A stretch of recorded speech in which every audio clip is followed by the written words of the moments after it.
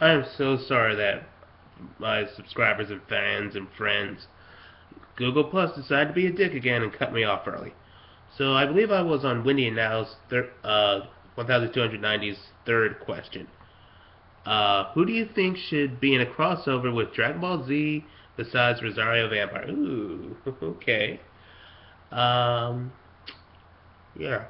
Now, a lot of you know that I would kill for a Rosario Vampire crossover because I think it's totally worth it, and there have been a lot of hints from Akihisa that he was a huge fan of Dragon Ball Z. Uh, but if I were to pick another series, I could see Sailor Moon crossing over because that's also a good series. It's the mother of all manga and anime, just like Dragon Ball Z is, and uh, the characters could probably keep up because from what I've heard in the manga, Sailor Moon got powerful enough to keep up with Goku back when he was like a Super Saiyan 3. I'm not sure how comparable she is to him now that he's a Super Saiyan God, though. But, yeah, I could also see Sailor Moon. I could also see Tenchi Muyo. That's to be a great series. That's a nice blend of action and comedy.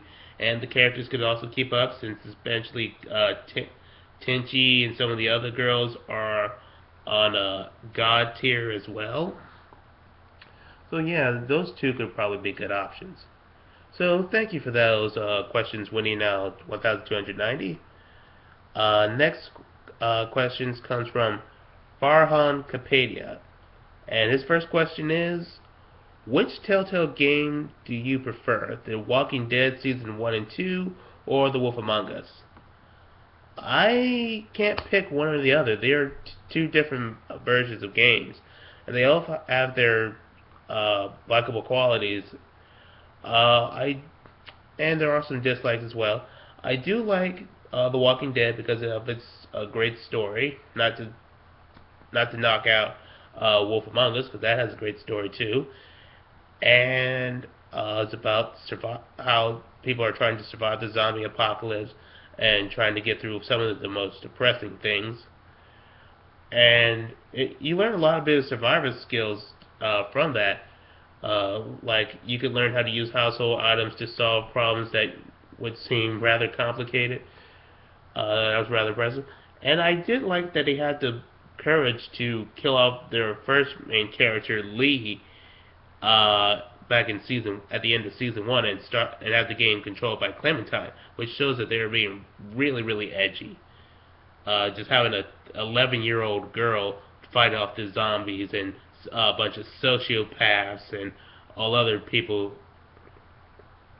And as for Wolf Among Us, I do like the whole supernatural elements of having these fairy tale characters trying to live in the modern world, though they're struggling.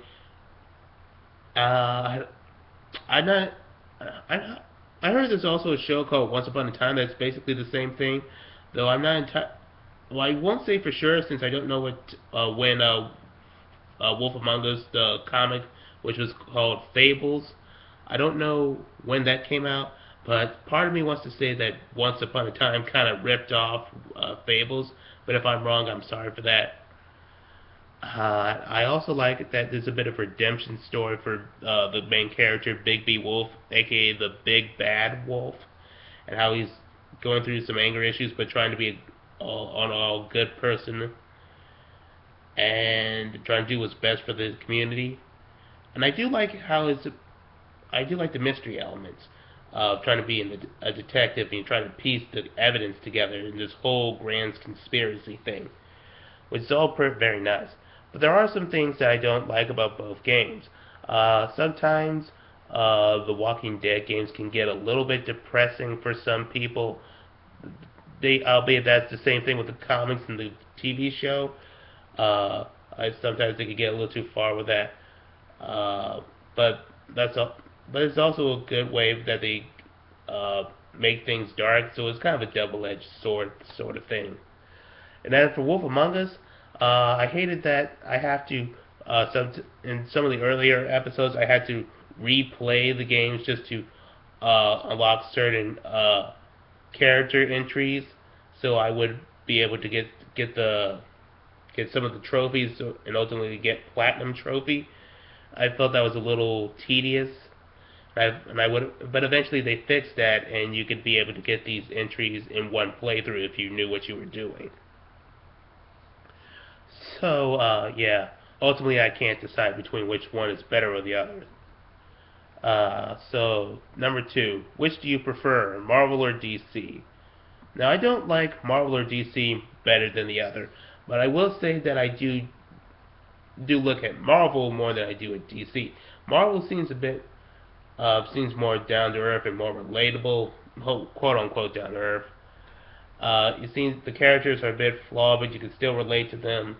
As for DC, it's more about aspiring towards something greater. Sorry, still got a little bit of a cold, but I'll be okay. Still aspiring to something greater, but I hardly know all. I don't know as many of the DC characters as I do the Marvel characters. So yeah, if you're gonna twist my arm about it, I'll have to pick Marvel. But like I said before, I don't like either better than the other. Okay.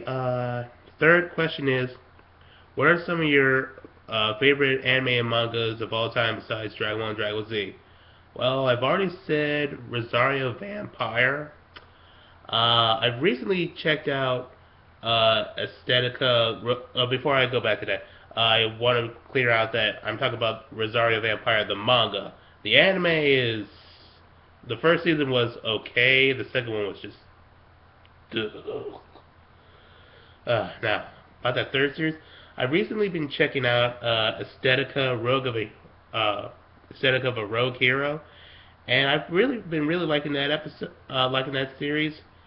For those who don't know, it's kind of complicated, but this hero killed this Shadow Lord, and he feels this obligation to look out uh, for his daughter, and he adopts her as a big sister, and they go to school and train to learn how to use magic, or she does, as he feels that magic is kind of overrated and just learns how to use chi, how to master chi and energy manipulation. And he just the hero whose name is Akatsuki. He's pretty much an excellent character.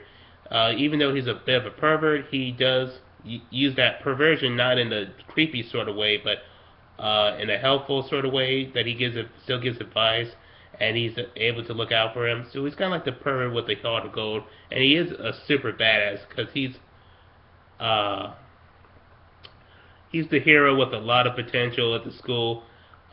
Even the higher class students are impressed by him. Some of them begrudgingly so because the one girl doesn't like how much he's a pervert, and she thinks that he's extremely arrogant, but he can back up his work what he says. So yeah, I do kind of like that guy, and I do like Zedekiah Rogan here. I also do like Helsing and Blood Sea. I've been checking that out. That's been pretty good, and the gore in that can definitely give Helsing Ultimate a run for his money. Oh boy, does that thing get bloody fast. Um, was there anything? I was also I was also planning on checking out Fairy Tale because I've been hearing it's been good, getting good, but I haven't. But I just haven't found the time to check out Fairy Tale, so maybe that option will come out at a later time. Okay, so fourth question: what five game series do you consider to be overrated? Um, Not entirely sure if I think of five on the top of my head, but I think that Halo and Call of Duty are overrated because they're basically the same damn game over and over again. And it's not a good start that I'm not a first person shooter kind of guy. Just shooting and being completely vulnerable to one shot or so. It doesn't really appeal to me. I prefer more the action RPG and fighting games personally. But if you're into that thing, fine. I just don't really care for Halo and Call of Duty. I also think, was there another career? No, those are the only two things I could think of. I'm sorry I couldn't finish your question. Sorry that far on Wikipedia. So there'll be one more video, and we'll get to the final set of questions. So stay tuned for that.